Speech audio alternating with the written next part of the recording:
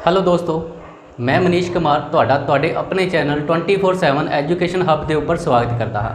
I hope ਤੁਹਾਨੂੰ ਜੋ ਕੱਲ ਦਾ ਪੋਲਿਟੀ ਲੈਕਚਰ ਹੈ ਬਹੁਤ ਵਧੀਆ ਤਰੀਕੇ ਦੇ ਨਾਲ ਸਮਝ ਆਇਆ ਹੋਵੇਗਾ। ਤਾਂ ਕਮੈਂਟ ਬਾਕਸ ਦੇ ਵਿੱਚ ਕੁਝ ਸਟੂਡੈਂਟ ਦੀ ਡਿਮਾਂਡ ਸੀ ਕਿ ਜੋ ਲੈਕਚਰ ਹੈ ਲੈਕਚਰ ਨੂੰ ਪੰਜਾਬੀ ਦੇ ਵਿੱਚ ਬਣਾਇਆ ਜਾਏ, ਤਾਂ ਮੈਂ ਕੋਸ਼ਿਸ਼ ਕਰਾਂਗਾ ਕਿ ਟੋਟਲੀ ਹੀ ਪੰਜਾਬੀ ਦੇ ਵਿੱਚ ਤੁਹਾਨੂੰ ਸਮਝਾਇਆ ਜਾਏ। ਠੀਕ ਹੈ ਜੀ, ਹਾਂਜੀ। ਤਾਂ ਸਟਾਰਟ ਕਰਦੇ ਹਾਂ ਆਪਣਾ ਨੈਕਸਟ ਲੈਕਚਰ ਮੇਕਿੰਗ ਆਫ ਦਾ ਕੌਂਸਟੀਟਿਊਸ਼ਨ, जिस का मतलब है संविधान निर्माण की प्रक्रिया। तो इस लैक्चर के आपां संविधान निर्माण की प्रक्रिया के बारे गलबात करांगे, जिस दे विच सब तो पहला तुहानूं एक चीज़ का पता होना चाहिए है कि जो इंडिया का संविधान है, इस संविधान का निर्माण किसने करया। तो इसका जो निर्माण है वो करया संविधान सभा ने। हाँ जी, तो एक अगर आप क्वेश्चन की गल करिए कि जो संविधान सभा है कॉन्स्टीट्यूएंट असैंबली है, इसका सब तो पहले आइडिया किसके दिमाग दे विच आया, तो अपना आंसर होएगा M.N. रॉय। तो M.N. रॉय वो परसन से जिन्होंने सब तो पहले आइडिया दिता किस चीज़ का, संविधान सभा यानी कि कॉन्स्टीट्यूएंट असैंबली का। और ये आइडिया कदों दिता, वेरी इंपोर्टेंट ईयर बहुत इंपोर्टेंट है। 1934 एग्जाम के काफ़ी बार इतों क्वेश्चन बन चुके हैं। हाँ जी, तो अगले ही साल 1935 के विच की होया, देश की सब तो वड्डी पार्टी जिसका नाम सी कांग्रेस यानी कि इंडियन नैशनल कांग्रेस, तो उसने फर्स्ट टाइम डिमांड करी किस चीज़ की, संविधान सभा की। तो दोनों के विच जो डिफरेंस है तो पता चल चुकिया होएगा। देखो 1934 के विच की करया, M.N. रॉय ने एक आइडिया दिता, तो इंडिविजुअल एक परसन की गल हो रही है। अगले ही साल 1935 के विच इंडियन नैशनल कांग्रेस जिसने फर्स्ट टाइम ऑफिशियली डिमांड करी किस दी, कॉन्स्टीट्यूएंट असैंबली यानी कि संविधान सभा की। इस तो बाद देखो 3 साल बाद 1938 के विच जवाहर लाल नेहरू ने भी डिमांड करी किस चीज़ की, कॉन्स्टीट्यूएंट असैंबली की यानी कि संविधान सभा के निर्माण की गल करी। बट इन्होंने एक कंडीशन रखी, वो कंडीशन भी देख लेंगे हाँ। हाँ जी, तो जवाहर लाल नेहरू ने की बोलिया कि संविधान सभा का निर्माण कराया जाएगा, बट एक कंडीशन की सी, विदाउट आउटसाइड इंटरफेरेंस। इसका मतलब की है कि संविधान सभा का निर्माण तो कराया जाएगा बट बाहरी दखल अंदाजी तो बिना। ठीक है जी, इन्ना तक समझ आया। इस तो बाद इन्हों की एक और डिमांड सी, डिमांड की सी अडल्ट फ्रेंचाइजी होनी चाहिए है। कहने का मतलब कि जो भी जिन्नियां भी जातां हैं सारिਆਂ ਨੂੰ इक्वल राइट्स होने चाहिए हैं, वोट दे वोटिंग का इक्वल राइट होना चाहिए है, सारिਆਂ ਦੀ वोट बराबर होनी चाहिए है। ठीक है जी, हाँ जी। तो असी इंडियन की गल। इस तो बाद देखो ਤੁਹਾਨੂੰ ਸਾਰਿਆਂ ਨੂੰ पता है इंडिया के उपर ब्रिटिश गवर्नमेंट ने 200 साल तक रूल कराया। तो अगर क्वेश्चन आए कि ब्रिटिश गवर्नमेंट ने फर्स्ट टाइम एक्सैप्ट कदों करी डिमांड इंडिया की, तो अपना आंसर की होएगा 1940। और किस ऑफर के थ्रू एक्सैप्ट करी डिमांड, तो अपना आंसर है अगस्त ऑफर। हाँ जी, वैसे ये हिस्टरी का पोर्शन है, आप इसनों इत्थे कवर नहीं करांगे, बट पॉलिटी के पॉइंट ऑफ व्यू तो अगर देखा जाए तो ब्रिटिश गवर्नमेंट ने फर्स्ट टाइम एक्सैप्ट कदों कराया, तो 1940 के विच किस ऑफर के थ्रू, अगस्त ऑफर के थ्रू।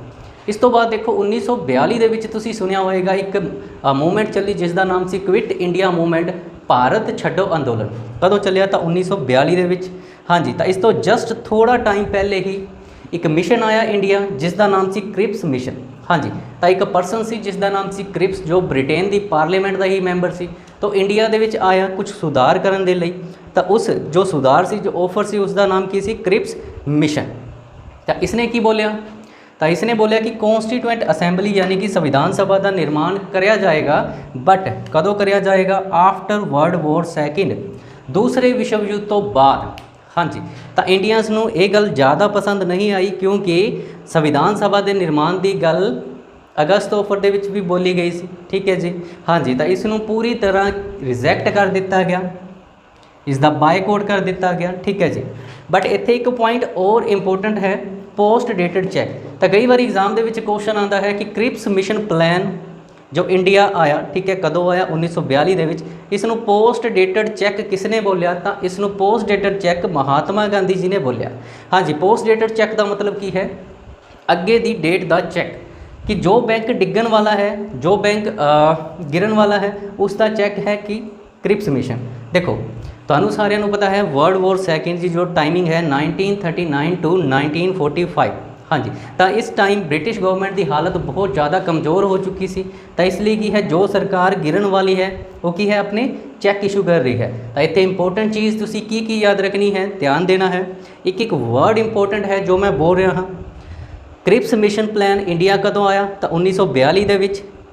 इसका ऑब्जैक्टिव की सी तो संविधान सभा का निर्माण करना, बट कदों आफ्टर सैकेंड वर्ल्ड वॉर, जिसकी जो टाइमिंग है 1939 टू 45। तो इसनों पोस्ट डेटेड चैक किसने बोलिया? महात्मा गांधी जी ने। इस तो बाद cabinet mission plan, that is very important, क्योंकि कैबिनेट मिशन प्लान ने इस प्लान की ही रिकमेंडेशन के उपर किसका निर्माण कराया गया? तो एक संविधान सभा का निर्माण कराया गया, led to formation of one constituent assembly. ठीक है जी। हुण एक चीज़ और ध्यान रखनी है, देखो अगर क्वेश्चन आए संविधान सभा का निर्माण या संविधान सभा का जो विचार है वो किसने दिता, तो अपना आंसर होएगा कैबिनेट मिशन प्लान। और संविधान सभा का काम की सी? संविधान का निर्माण करना। तो कैबिनेट मिशन प्लान की रिकमेंडेशन के उपर किसका गठन कराया गया? तो संविधान सभा का गठन कराया गया। देखो गठन हो चुका है, तो इसदियाँ सीट्स किनियां अनाउंस करिया गई?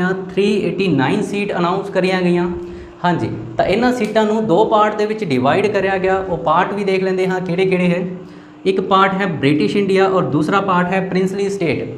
तो इन्हां दे विच डिफरेंस देखो की है, ध्यान नाल सुनना है। ब्रिटिश इंडिया का मतलब है इंडिया के जिस पार्ट के उपर ब्रिटिश गौरमेंट रूल कर रही है उस पार्ट नूं, उस प्रांत नूं, उस स्टेट नूं की नाम दिता गया? ब्रिटिश इंडिया नाम दिता गया। और भारत की जिस स्टेट के उपर, जिस प्रांत के उपर राजा रूल कर रहा है उसनूं की नाम दिता गया? प्रिंसली स्टेट नाम दिता गया। हाँ जी। तो डिफरेंस क्लीयर हो चुका होएगा। तो इन्हां दी जो सीट है उन्हां दी डिवाइडेशन देख लेंदे हाँ। ब्रिटिश इंडिया नूं 296 सीट दित्तियां गईयां और जो प्रिंसली स्टेट है इसनूं 93 सीट दित्तियां गईयां। तो दोनों के विच एक डिफरेंस होर सी जो तुहानूं पता होना चाहिए है। पूछा जाता है कि जो ब्रिटिश इंडिया दे विच जो संविधान सभा की सीट उपर इलैक्शन करवाए गए उन्हों का मैथड की सी, तरीका की सी? तो वह तरीका सी इनडायरैक्ट इलैक्शन। हाँ जी। तो देखो इलैक्शन, इनडायरैक्ट इलैक्शन का मतलब की है? इलैक्शन दो टाइप के होंगे हैं।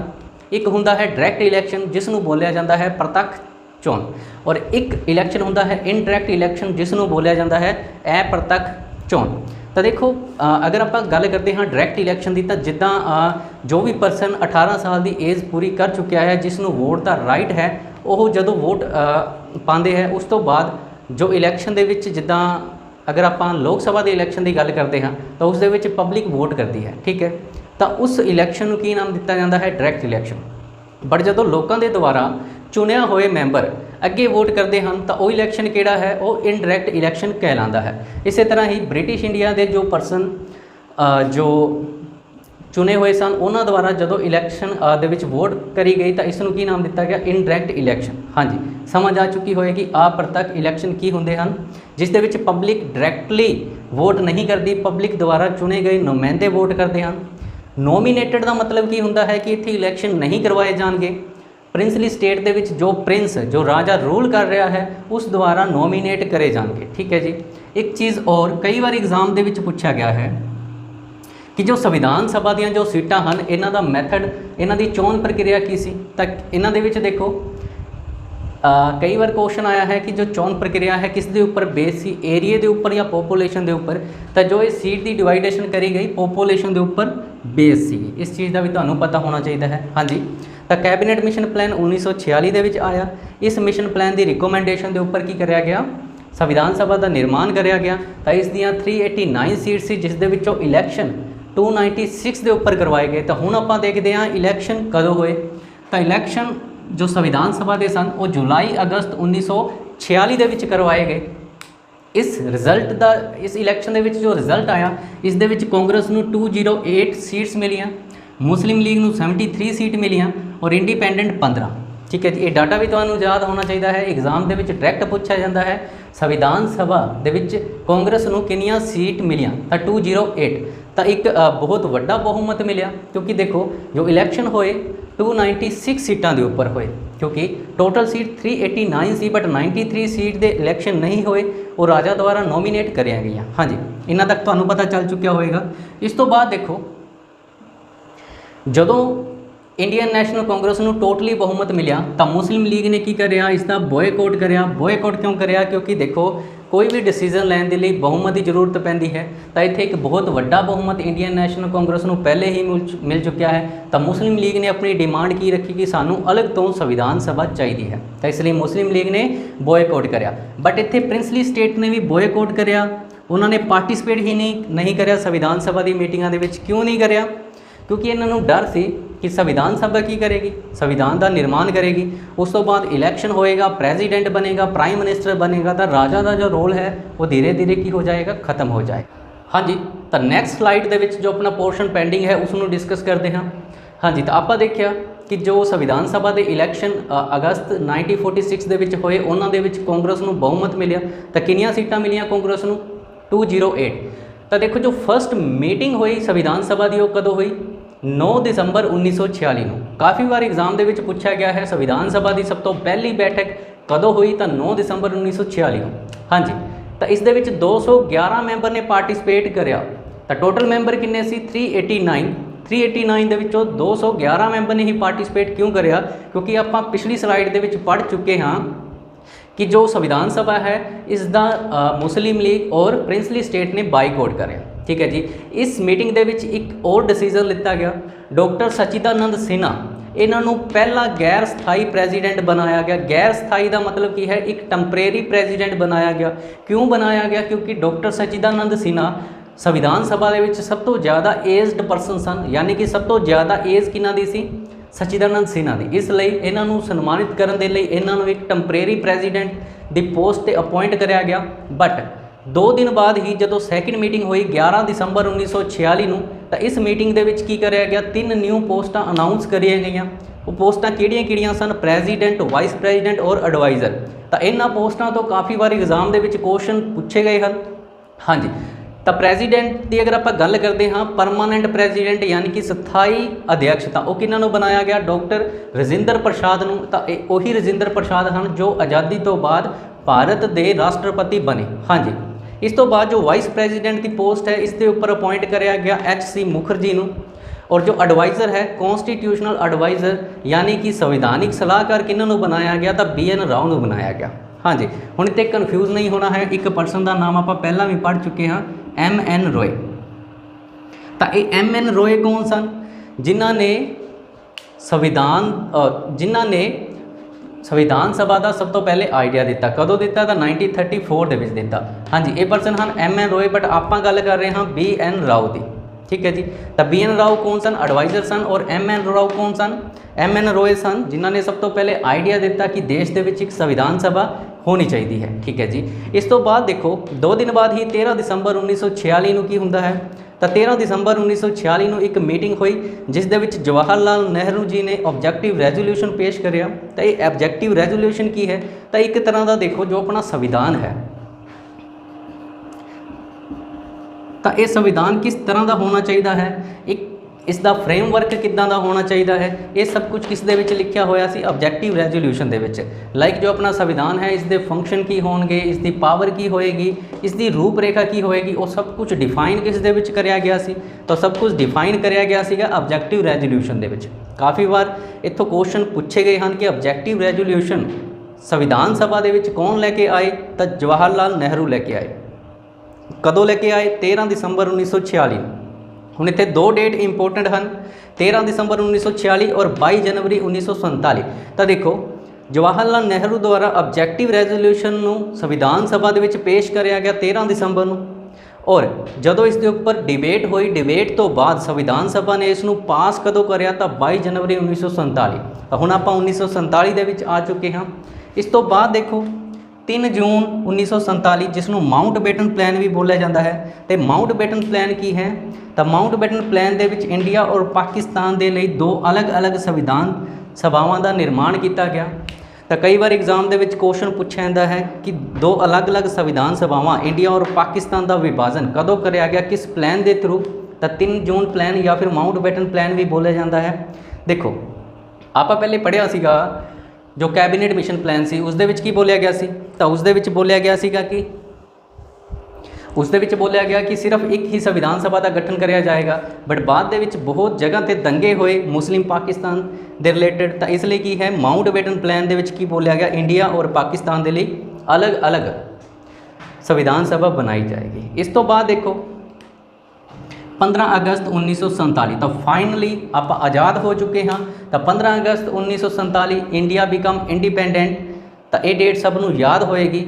हाँ जी, तो देखो जदों इंडिया आज़ाद होया, इंडिया तो पाकिस्तान अलग हो गया, ਤਾਂ ਜੋ ਪਹਿਲੇ 389 ਸੀਟ ਸੀ ਤਾਂ ਇਹਨਾਂ ਦੇ ਵਿੱਚ ਵੀ ਡਿਫਰੈਂਸ ਆਇਆ। ਤਾਂ ਸੰਵਿਧਾਨ ਸਭਾ ਦੀ ਜੋ ਗਿਣਤੀ ਸੀ 339 ਤੋਂ ਕਿੰਨੀ ਹੋ ਗਈ 299 299। ਹਾਂਜੀ, ਇਹ ਵੀ ਐਗਜ਼ਾਮ ਦੇ ਵਿੱਚ ਪੁੱਛਿਆ ਜਾਂਦਾ ਹੈ ਕਿ ਜਦੋਂ ਦੇਸ਼ ਆਜ਼ਾਦ ਹੋਇਆ ਤਾਂ ਸੰਵਿਧਾਨ ਸਭਾ ਦੀ ਗਿਣਤੀ ਕਿੰਨੀ ਸੀ 299। ਇਸ ਤੋਂ ਬਾਅਦ ਦੇਖੋ ਜੋ ਸੰਵਿਧਾਨ ਸਭਾ ਹੈ, ਆਪਣਾ ਦੇਸ਼ ਆਜ਼ਾਦ ਹੋ ਚੁੱਕਿਆ ਹੈ ਤਾਂ ਪਹਿਲੇ ਜੋ ਸੰਵਿਧਾਨ ਸਭਾ ਸੀ ਉਸ ਦਾ ਸਿਰਫ ਇੱਕ ਹੀ ਕੰਮ ਸੀ ਸੰਵਿਧਾਨ ਦਾ ਨਿਰਮਾਣ ਕਰਨਾ।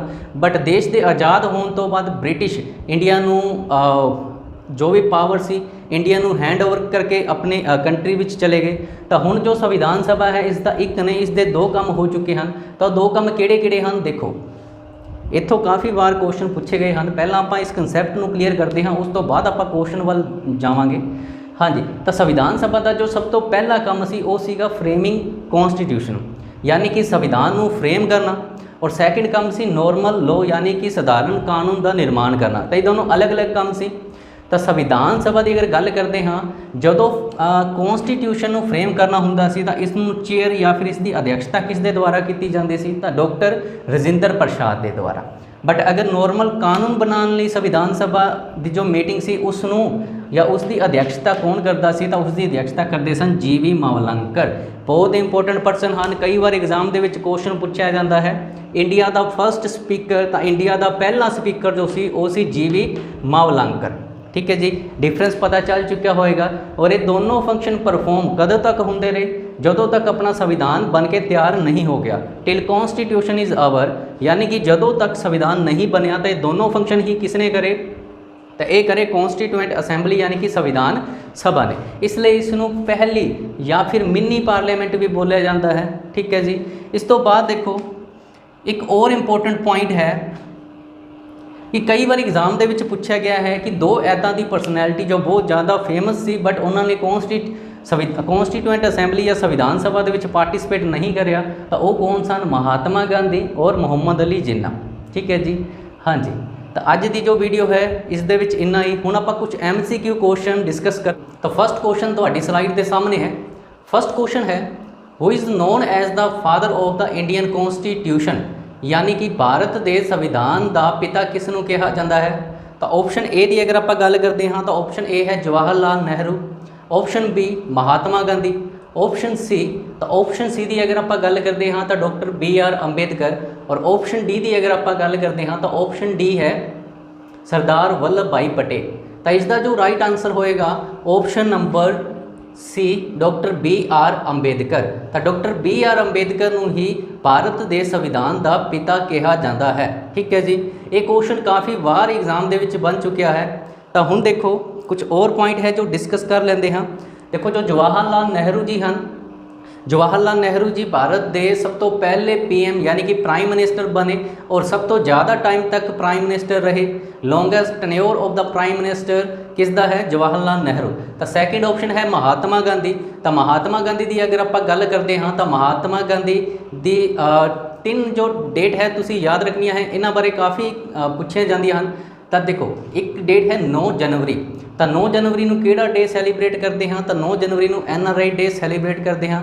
ਉਸ ਤੋਂ ਬਾਅਦ ਜੋ ਸੈਕਿੰਡ ਡੇਟ ਇੰਪੋਰਟੈਂਟ ਹੈ 2 ਅਕਤੂਬਰ। ਤਾਂ 2 ਅਕਤੂਬਰ ਨੂੰ ਗਾਂਧੀ ਜਯੰਤੀ ਨੌਨ ਵਾਇਲੈਂਸ ਡੇ ਅਹਿੰਸਾ ਦਿਵਸ ਮਨਾਉਂਦੇ ਹਾਂ। ਔਰ ਇੱਕ ਹੈ 30 ਜਨਵਰੀ। ਤਾਂ 30 ਜਨਵਰੀ ਨੂੰ ਕਿਹੜਾ ਡੇ ਹੁੰਦਾ ਹੈ ਇਹ ਤੁਸੀਂ ਕਮੈਂਟ ਬਾਕਸ ਦੇ ਵਿੱਚ ਦੱਸੋਗੇ। ਉਸ ਤੋਂ ਬਾਅਦ ਹੈ ਡੀ ਆਪਸ਼ਨ ਸਰਦਾਰ ਵੱਲਭ ਭਾਈ ਪਟੇਲ। ਤਾਂ ਸਰਦਾਰ ਵੱਲਭ ਭਾਈ ਪਟੇਲ ਡਿਪਟੀ ਪ੍ਰਾਈਮ ਮਿਨਿਸਟਰ ਦੀ ਚੇਅਰ 'ਤੇ ਸਨ। ਕਈ ਵਾਰ ਕੁਐਸਚਨ ਪੁੱਛਿਆ ਜਾਂਦਾ ਹੈ ਕਿ ਫਸਟ ਡਿਪਟੀ ਪ੍ਰਾਈਮ ਮਿਨਿਸਟਰ ਕੌਣ ਸਨ? ਪ੍ਰਾਈਮ ਮਿਨਿਸਟਰ ਤਾਂ ਆਪਾਂ ਕਰ ਚੁੱਕੇ ਹਾਂ ਜਵਾਹਰ ਲਾਲ ਨਹਿਰੂ।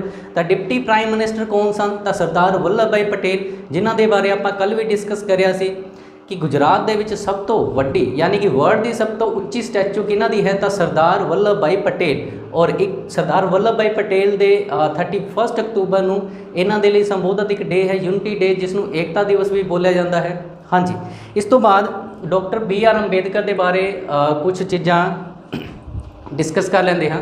ਤਾਂ ਦੇਖੋ ਜੋ ਡਾਕਟਰ BR ਅੰਬੇਦਕਰ ਸਨ ਇਹ ਫਸਟ ਲੋ ਮਿਨਿਸਟਰ ਸਨ।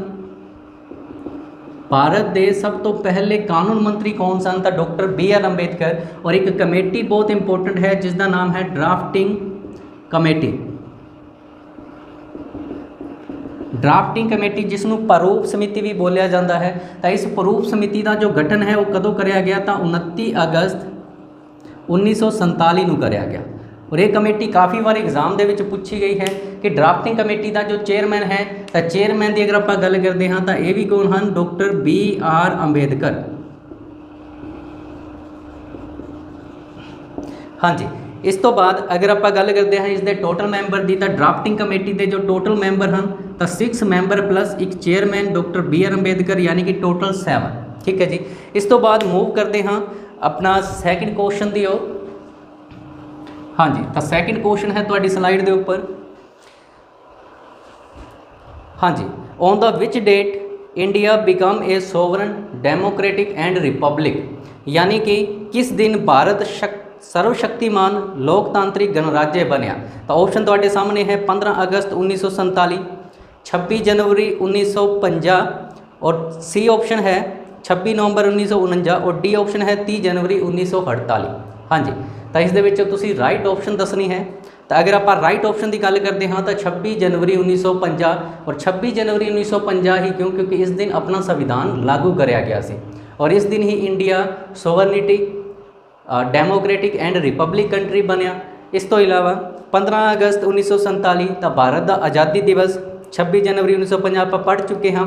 सी ऑप्शन है 26 नवंबर 1949, तो 26 नवंबर 1949 भी आप पढ़ चुके हैं कि अपने देश का संविधान बन के तैयार होया सी, बट लागू कदों होया सी 26 जनवरी 1950। तो 30 जनवरी 1948 तो पिछले क्वेश्चन के महात्मा गांधी के आप डिस्कस कराया सी। तो इस दिन नूं हाँ जी, तो इस दिन की सी महात्मा गांधी की डैथ हुई सी। तो महात्मा गांधी नूं गोली किसने मारी सी, तो नथूराम गोडसे ने मारी सी।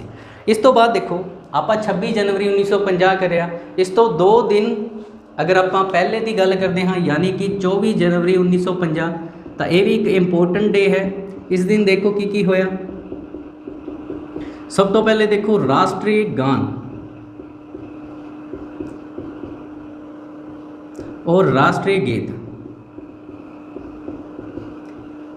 इन्हां दोनों को अडोप्ट कदों कराया गया, यानी कि कदों संविधान दे विच ऐड कराया गया राष्ट्रीय गान और राष्ट्रीय गीत नूं, तो 24 जनवरी 1950। अगर आप गल करते हाँ राष्ट्रीय गान की, तो इसनूं किसने लिखा, तो इसनूं रविंद्रनाथ टैगोर, तो रविंद्रनाथ टैगोर जी द्वारा लिखा गया। ठीक है जी। और राष्ट्रीय गीत की गल करते हाँ तो इसनूं किसके द्वारा लिखा गया, तो इसनूं WC चैटर्जी द्वारा लिखा गया। तो एक बार क्वेश्चन पुट कराया गया सीगा कि जो राष्ट्रीय गीत है जिसका नाम है वंदे मातरम,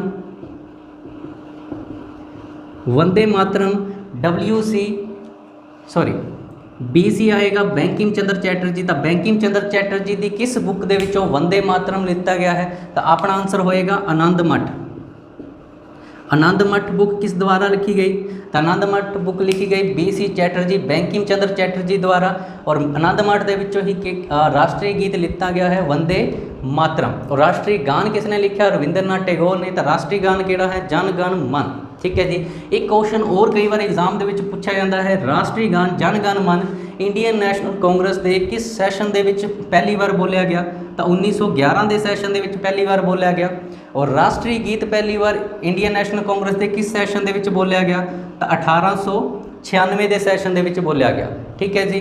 1896 में एक इवेंट तुसी और याद करोगे, जो फर्स्ट ओलंपिक होए सी, जो फर्स्ट ओलंपिक होए कदों होए, 1896 के होए और कित्थे होए, तो ग्रीस की कैपिटल एथेंस के होए।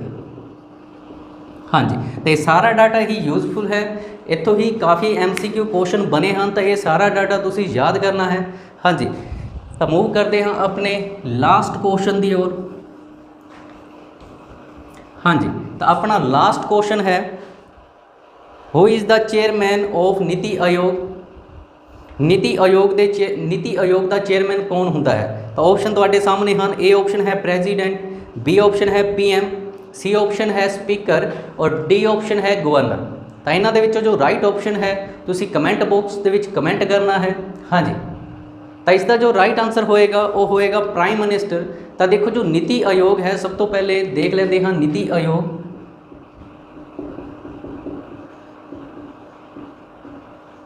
नीति आयोग, हाँ जी, तो नीति आयोग की अगर गल करते हाँ तो इसका जो चेयरमैन है वो हमेशा इंडिया का जो प्राइम मिनिस्टर होएगा वही होएगा। यानी कि हुण प्राइम मिनिस्टर कौन हाँ, नरेंद्र मोदी। तो अगर आप गल करिए नीति आयोग का चेयरमैन कौन है, तो नरेंद्र मोदी। इस दे विच एक पोस्ट और तुसी याद करनी है, वाइस चेयरमैन। हाँ जी, तो वाइस चेयरमैन की गल करते हैं तो नीति आयोग का वाइस चेयरमैन एट प्रजेंट कौन है, तो उन्होंने नाम है राजीव कुमार। और एक इंपोर्टेंट क्वेश्चन, इन्होंने किसनों रिप्लेस कराया है, तो फर्स्ट वाइस चेयरमैन जिन्हों का नाम से अरविंद पनगड़िया, अरविंद पनगड़िया नूं रिप्लेस कराया राजीव कुमार ने। और एक और पोस्ट नीति आयोग दे विच CEO, चीफ एग्जीक्यूटिव ऑफिसर, जिन्हों का नाम है अमिताभ कांत। हाँ जी, तो 3 पोस्टां तुसीं याद करनियां हैं। नीति आयोग दे विच चेयरमैन हैं PM यानी कि नरेंद्र मोदी, वाइस चेयरमैन राजीव कुमार, अरविंद पनगड़िया कौन हैं, CEO हैं किस दे, Arvind Panagariya first vice chairman सन किस दे, नीति आयोग दे, जिसनों रिप्लेस किसने कराया, राजीव कुमार ने। और चीफ एग्जीक्यूटिव ऑफिसर यानी कि CEO कौन हाँ नीति आयोग दे, तो अपना आंसर होएगा अमिताभ कांत। ठीक है जी। इस तो इलावा नीति आयोग के अगर गठन की गल करते हैं तो डेट इंपोर्टेंट है 1 जनवरी 2015, 2015 1 जनवरी दे विच की कराया गया, नीति आयोग का गठन कराया गया। तो नीति आयोग का अगर पुराना नाम पूछा जाए तो इसका जो पुराना नाम है वो किसी प्लानिंग कमीशन, प्लानिंग कमीशन, जिसनों की योजना आयोग के नाम नाल जाने जाता है। योजना आयोग का ही नवा नाम की है नीति आयोग। और नीति आयोग की कई बार फुल फॉर्म भी एग्जाम के विच पूछी जाती है, तो इसकी फुल फॉर्म है national institution for transforming of India. हाँ जी, तो नीति आयोग तो इन्ना डाटा तुसी याद रखना है। ठीक है जी। रिकॉल करते हैं, नीति आयोग का गठन कदों कराया गया, 1 जनवरी 2015। नीति आयोग के चेयरमैन कौन हैं, तो चेयरमैन PM होंदा है। ठीक है जी। वाइस चेयरमैन राजीव कुमार हैं, जिन्होंने अरविंद पनगड़िया को रिप्लेस कराया है। CEO हैं अमिताभ कांत। प्लानिंग कमीशन का जो नवा नाम है कि है नीति आयोग, इसकी फुल फॉर्म की है national institution for transforming of India. तो अपना अज के लैक्चर विच इन्ना ही। हाँ जी, मिलते हैं नैक्सट लैक्चर दे।